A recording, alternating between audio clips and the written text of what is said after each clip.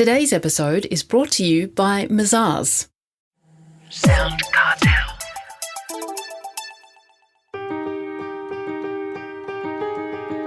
From SoundCartel, I'm Nicole Goodman, and this is Business Essentials Daily.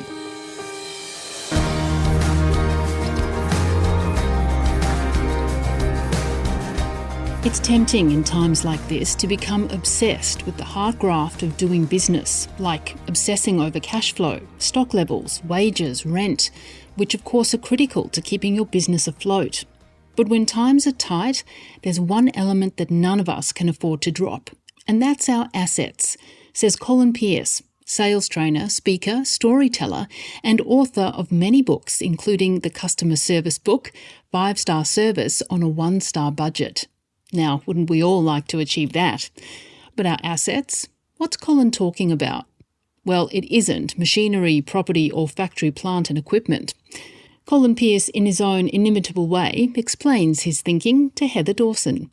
People are preoccupied with stock, with their bank accounts, what's in reserve, what's coming down the pipeline by way of customer retinue.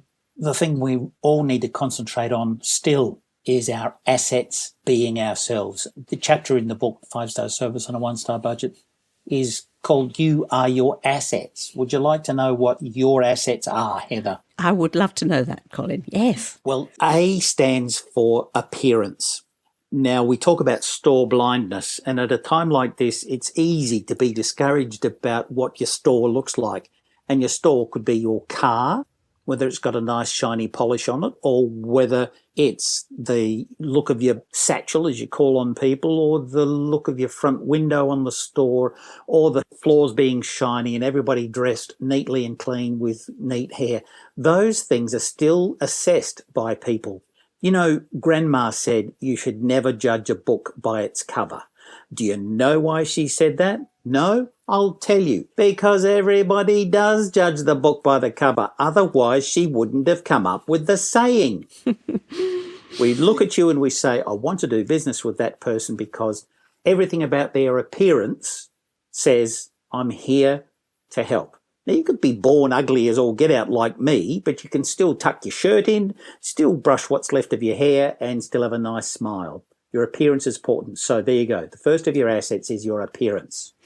Okay, well, that's A for appearance, Colin, and I feel we have an acronym coming along here for the word assets.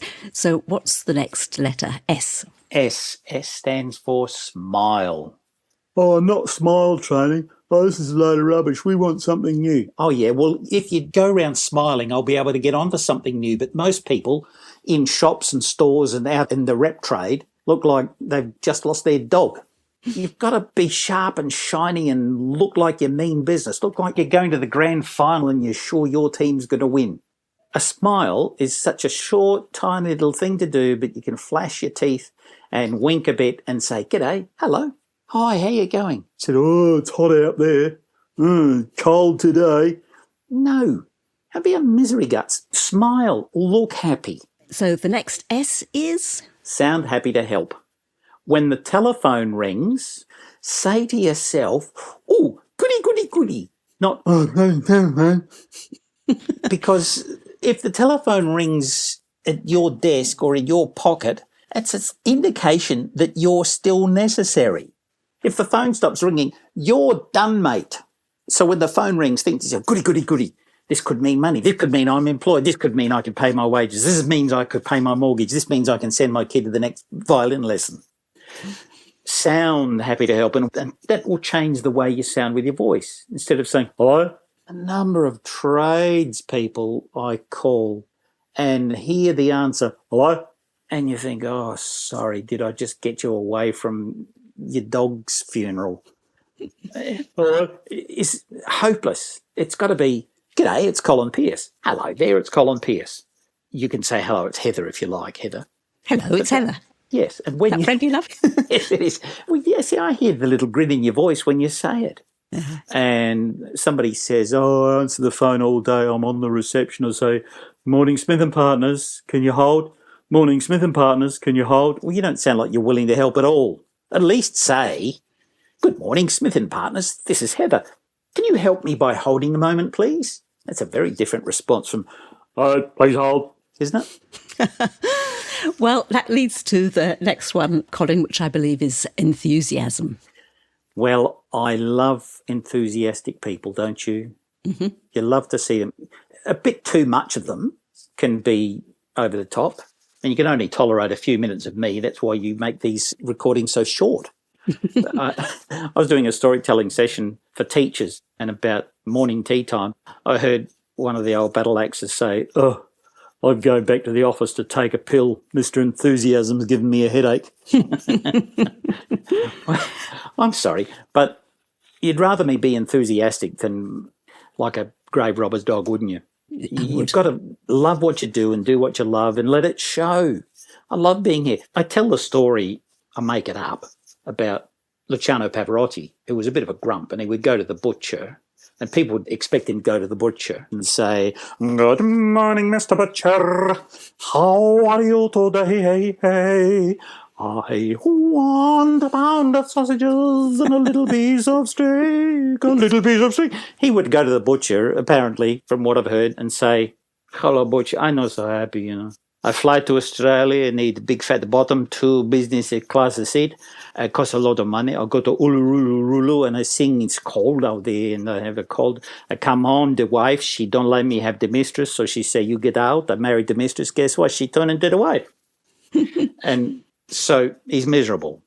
It would be strange if, however, he went on stage and said, "Hello, audience, I'm not so happy. Fly to Uluru," did the whole routine again and says, "Tell you what, orchestra, you play, you hear something you like, you sing along. Me, I'll go at the back, have a fag and a coffee." Not and what you you'd can expect. You can see that written over so many people in business. "Well, I hate going to work." Yeah, big deal. Poor thing. It's an act. Selling and performing in business is an act. Be your miserable self somewhere where nobody can see you, but put on a wonderful, enthusiastic performance. That's where the money is, isn't it? Next one. T, assets. Appearance, smile, sound happy to help, enthusiasm. T, thank you. Just have a thankful attitude. People say an attitude of gratitude is a winner, but it is. Nobody wants to hear you whinging, whining, or complaining. Be grateful. Have an attitude of thanks. When somebody thanks you for the change or thanks you for the product they bought from you, you say, "No, thank you."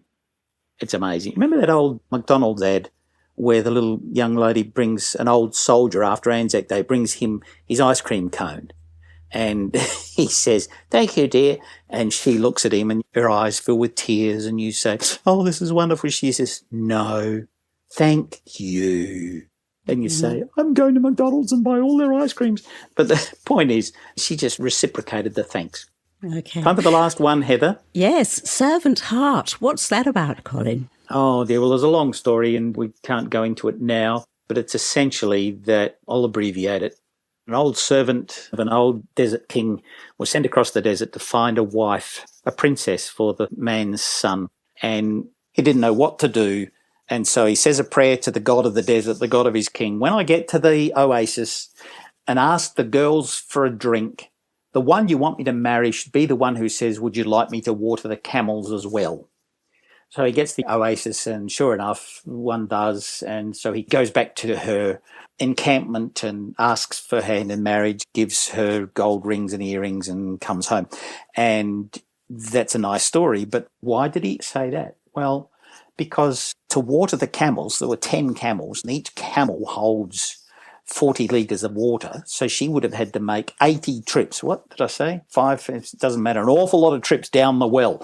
And he knew if somebody volunteered to be that kind of servant to a total stranger, she would never be a tyrant queen. She would always have a servant heart and embed that in her family. And I say to people, so what if you were the woman at the well? Would you have said, "What's the matter? Your hand's painted on"? Or would you have said to the stranger, "Yeah, tap's over there, mate, help yourself"? Or would you have gone to the trouble of 80 trips down the well to bring back the water? Big question. But that's where the servant heart comes from. Servant heart expert, storyteller, clearly, and sales trainer, Colin Pearce.